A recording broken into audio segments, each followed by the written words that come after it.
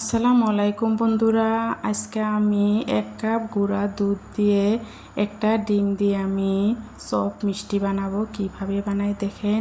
1 cup গুঁড়া দুধ নিয়ে নিচ্ছি, সামান্য পরিমাণে আমি বেকিং সোডা নিলাম, 1 চা চামচ আমি সাদা তেল নিলাম, নিয়ে 3টা উপকরণ আমি ভালোভাবে মাখাইয়ে নিচ্ছি। দেখেন ভালোভাবে মিক্স করে নেওয়া হয়ে গেল। এবার আমি একটা ডিম ফেটিয়ে নিচ্ছি, ডিমটা দিয়ে ভালোভাবে একটা ডো বানিয়ে নিব।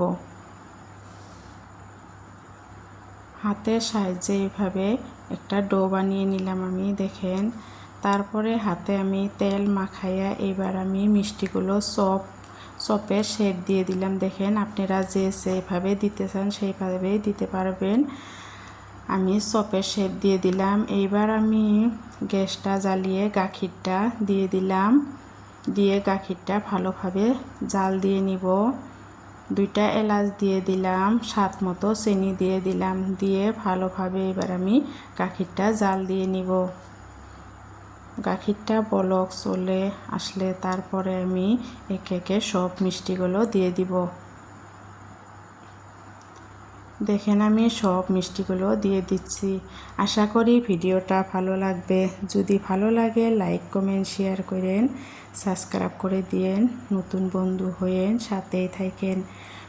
সবগুলো আমার দেওয়া হয়ে গেল। দেখেন কিভাবে ফুলে উঠছে। আপনারা একবার হলেও বাড়িতে বানিয়ে খাবেন, অনেক টেস্ট হয় এই মিষ্টিটা।